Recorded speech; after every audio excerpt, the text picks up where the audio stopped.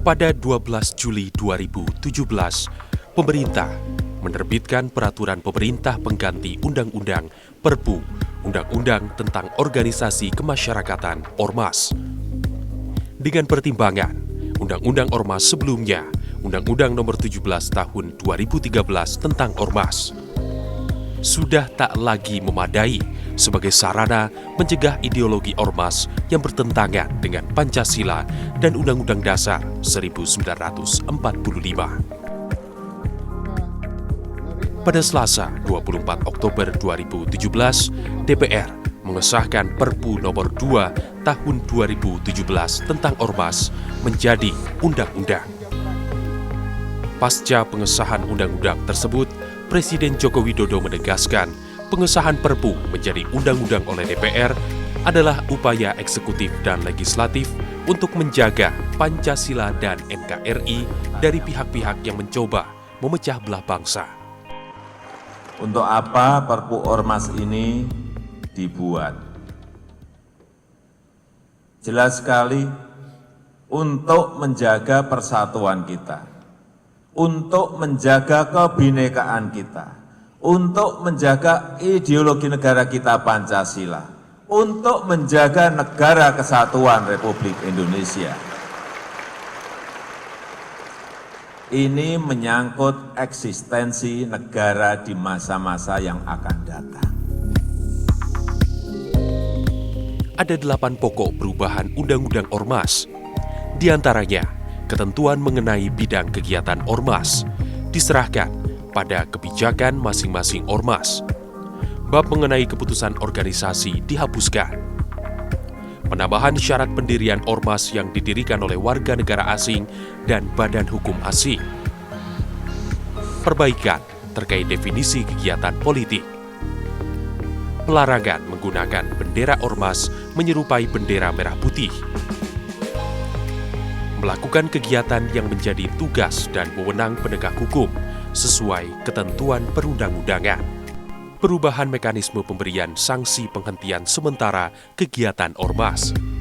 Dan terakhir, dalam ketentuan peralihan ditambahkan kalimat penghargaan atas ormas yang berdiri sebelum proklamasi kemerdekaan RI. Kementerian Koordinator Bidang Politik Hukum dan Keamanan melalui keputusan Menko Polhukam Nomor 74 Tahun 2018 tentang Tim Terpadu Pembinaan dan Penerbitan Ormas, membentuk tim sebagai upaya mereduksi ormas yang melenceng dari 4 pilar bangsa. Kan kita bekerja sama-sama gitu, diantaranya mulai tentunya dari Kemendagri. Di kita pun juga sekarang kan ada tim pembinaan dan penerbitan ormas gitu, dalam rangka untuk mengeliminir kejadian-kejadian yang negatif mereka lakukan. Makanya kita bentuk, kalau memang terpaksa harus kita lakukan kegiatan-kegiatan yang sifatnya harus ditertibkan atau mungkin bangsa dibubarkan, kita akan rembukan bersama tim penerbitan ormas dan pembinaan ini yang akan muncul nanti. Sepatutnya, ormas berfungsi untuk ambil bagian dalam menentukan arah dan agenda pemerintah. Keberadaan ormas juga ikut mendukung dan memberdayakan masyarakat dalam menciptakan pembangunan berkelanjutan. Karenanya, ormas hendaknya senantiasa tunduk pada Pancasila, Bhinneka Tunggal Ika, Undang-Undang Dasar 1945, dan Negara Kesatuan Republik Indonesia (NKRI). Tetapi ada ormas-ormas tertentu, boleh jadi itu legal, tetapi boleh jadi itu belum juga legal, tetapi bisa juga kita melihat ada ormas tertentu yang tidak disetujui oleh pemerintah, ormas-ormas tertentu. Dan saya sangat setuju itu. Harus kita berikan suatu, katakanlah, sanksi terhadap ormas-ormas, karena kita tidak bisa lepas daripada kehendak konstitusi kita, pembukaan Undang-Undang Dasar 45, Pancasila kita, yaitu Bhinneka Tunggal Ika. Tidak bisa kita lepas dari sana, karena memang Indonesia harus tetap utuh. Ormas dapat berperan menjadi agen pemerintah dalam pembangunan, terutama dalam konteks pemberdayaan masyarakat. Pemerintah, selain bertindak tegas dalam menghalau ormas yang bertentangan dengan 4 pilar kebangsaan, juga mengapresiasi ormas-ormas yang dinilai sukses memberdayakan masyarakat. Apresiasi tersebut diberikan lewat Ormas Award yang dihelat Kementerian Dalam Negeri yang telah berlangsung sejak tahun 2017.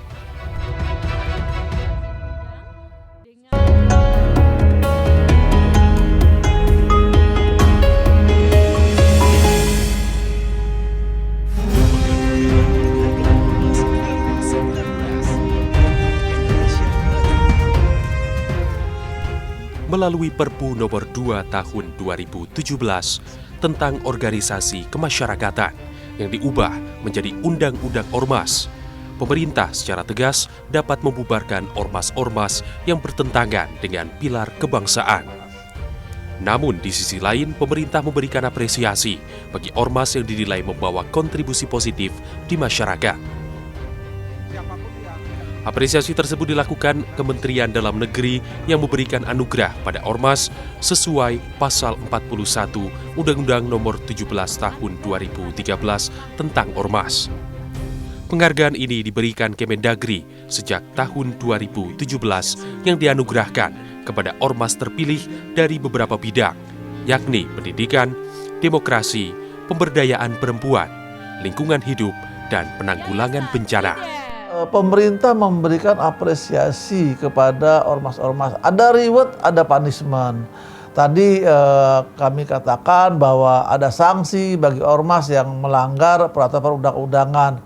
Tetapi kan juga harus fair, ada sanksi, ada punishment, tentu juga ada reward. Nah, reward ini diberikan kepada siapa? Kepada ormas-ormas yang berprestasi. Lalu bagaimana reward itu diberikan?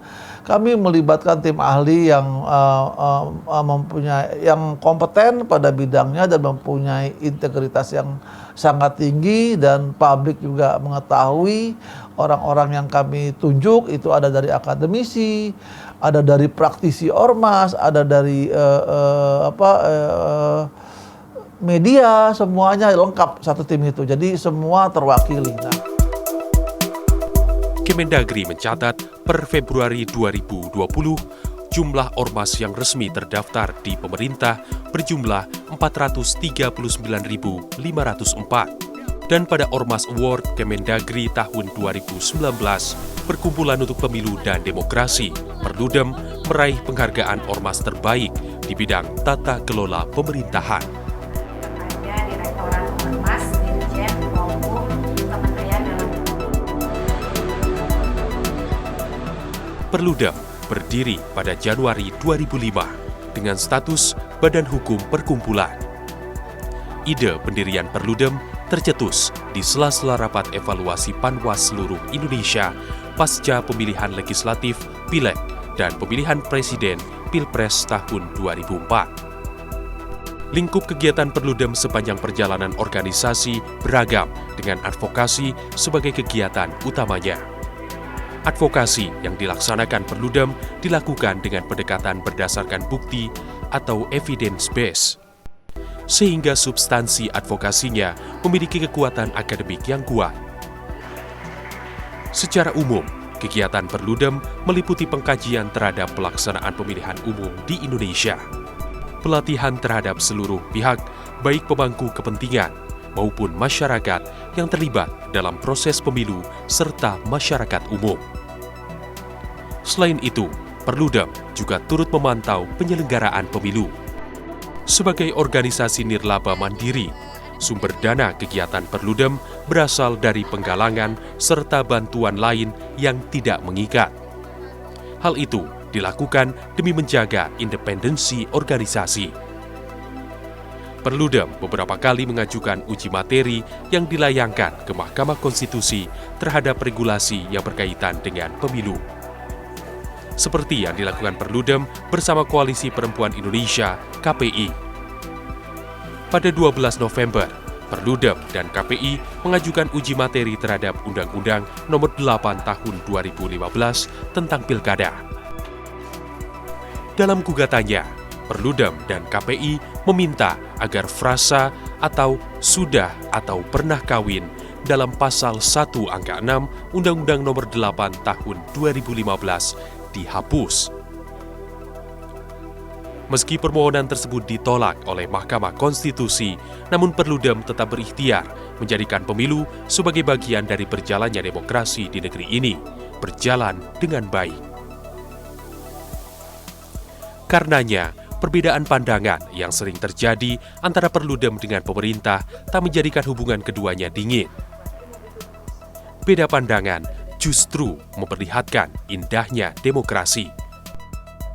Kemudian mendapatkan apresiasi dari Kemendagri melalui panel jurinya ya, tentu kami berbangga hati karena apalagi kemudian ini Kemendagri yang dalam beberapa isu dan diskursus Perludem dan Kemendagri beda perspektif ya. Inilah the beauty of democracy gitu ya, beda pandangan bukan berarti kemudian kita berseteru begitu. Ada juga yang mengatakan, wah ini Perludem dicoba untuk ditaklukkan oleh Kemendagri. Saya kira kiprah panjang Perludem, lalu keterbukaan era reformasi membuat nampaknya takluk-menaklukkan itu sesuatu yang kurang relevan. Penganugerahan penghargaan Ormas tahun 2019 bidang tata kelola pemerintahan diberikan kepada Perkumpulan untuk Pemilu dan Demokrasi. Terpilihnya Perludem sebagai peraih Ormas terbaik di bidang tata kelola pemerintahan pada Ormas Award 2019 juga tak lepas dari kinerja Perludem selama masa pemilu serentak 2019. Pada tahun politik tersebut, peran Perludem sangat dirasakan oleh masyarakat, terutama mengampanyekan terselenggaranya pemilu serentak yang jujur, adil, sehingga sukses memilih pemimpin yang terbaik. Kerja Perludem juga diakui oleh lembaga-lembaga lain. Hal ini menunjukkan eksistensi Perludem dirasakan manfaatnya, tak hanya oleh masyarakat, tapi juga lembaga, baik milik pemerintah maupun non-pemerintah. Jadi seperti tahun 2019 ini Ormas yang paling terbaik yang mendapatkan predikat terbaik misalnya Perludem ya. Karena memang peran dia dalam kehidupan demokrasi itu konsis.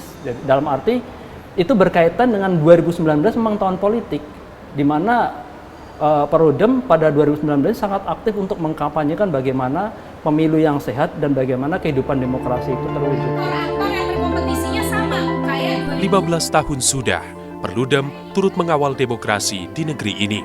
Kehadiran Perludem di tanah air turut diapresiasi oleh para aktor panggung politik nasional.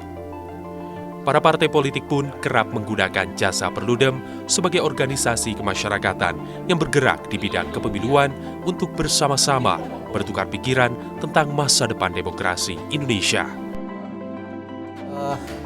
Saya pikir kalau Perludem ini organisasi, saya pikir misinya cukup jelas, yaitu mengawal demokrasi. Jadi intinya semakin banyak organisasi yang mengawal demokrasi, tentunya kualitas demokrasi Indonesia semakin bagus. Dan ternyata 10 tahun terakhir, khususnya dalam pemerintahan SBY itu kualitas demokrasi kita semakin bagus. Dan ini juga dilanjutkan dengan pemerintahan sekarang. Jadi ini mungkin salah satu kontribusi yang dilakukan oleh Perludem. Jadi saya pikir semakin banyak organisasi yang terlibat dalam bagaimana meningkatkan proses demokrasi yang baik, tentu kita sangat berikan apresiasi yang tinggi. Kiprah Ormas di tanah air turut berperan dalam membentuk watak masyarakat kita. Karenanya, Ormas dituntut untuk dapat berkontribusi positif bagi negeri ini, demi terciptanya watak bangsa yang berbudi luhur, mencintai Pancasila, dan mengakui NKRI.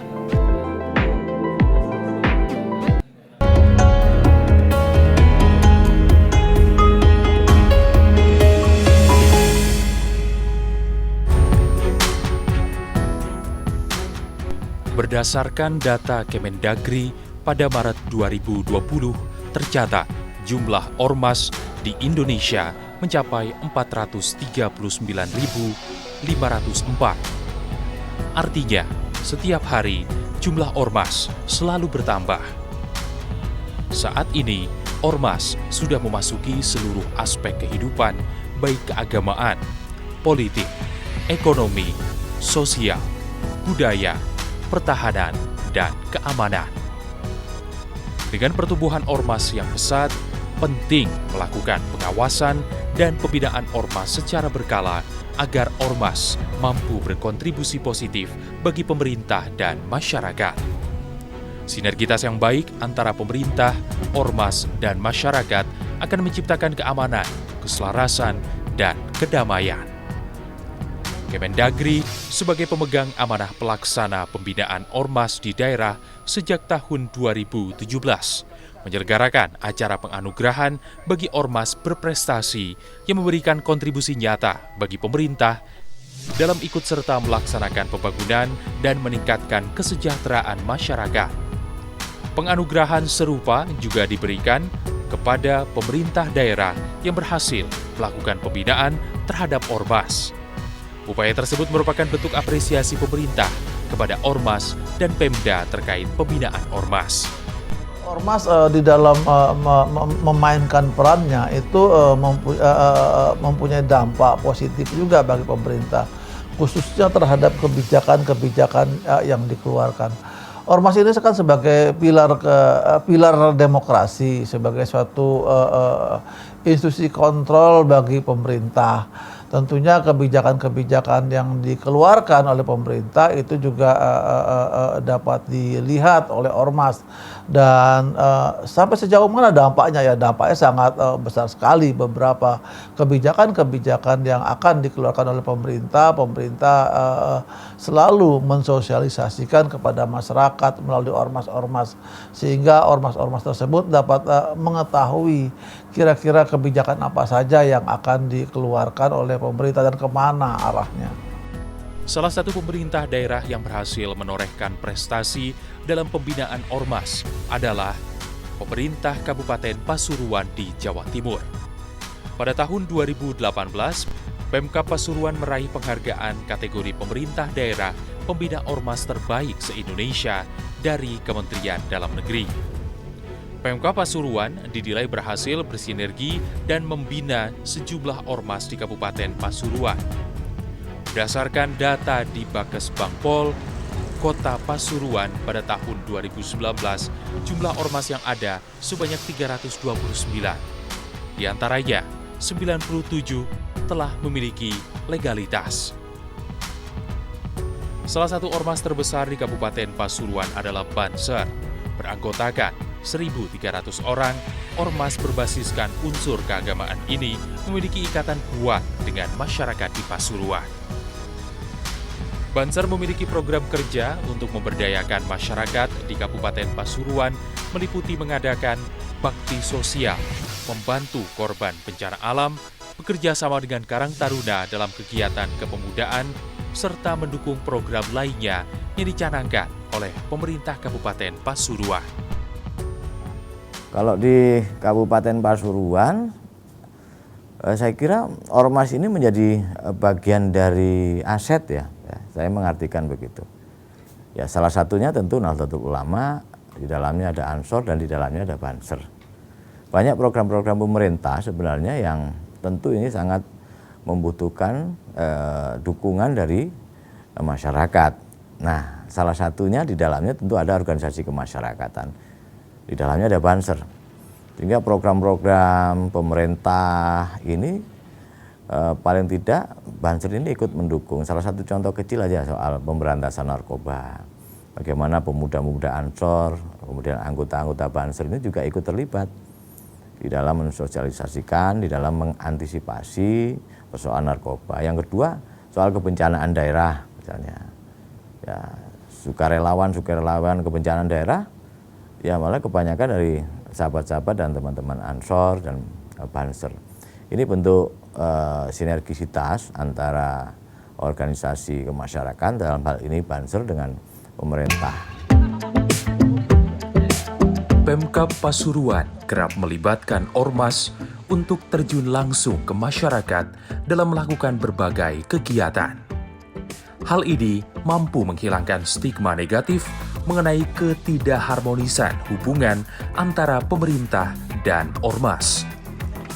Strategi lain yang digunakan oleh Pemkab Pasuruan dalam menjalin harmonisasi dengan ormas adalah menjalin komunikasi dan menyelenggarakan kegiatan fasilitasi pemberdayaan organisasi kemasyarakatan. Pemkab Pasuruan menganggarkan Rp128.302.500 pada tahun 2019 untuk mendukung kegiatan Ormas di Kabupaten Pasuruan.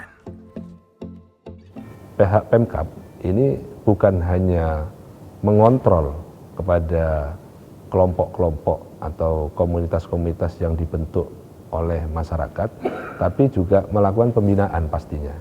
Ya, dan tidak mudah, 97 ormas ini kan punya arah yang tidak sama.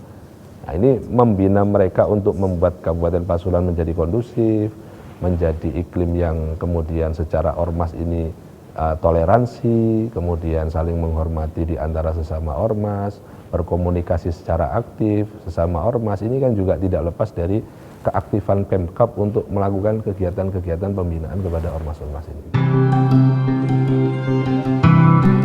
Hubungan yang baik antara Pemkab Pasuruan dan Ormas sangat dirasakan manfaatnya oleh masyarakat. Muhammad Soleh salah satunya. Warga Pasuruan ini pernah dibantu saat mengalami banjir.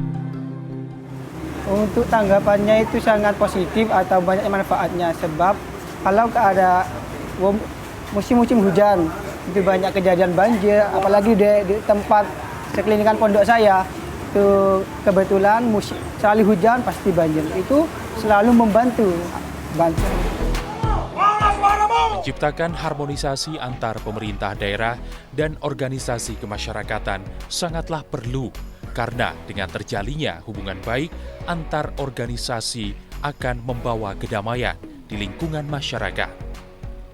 Adapun untuk menciptakan stabilitas nasional harus dimulai dengan terciptanya stabilitas wilayah terkecil, mulai dari tingkat kelurahan, kecamatan, kota, dan seterusnya, guna menghindari disintegrasi bangsa.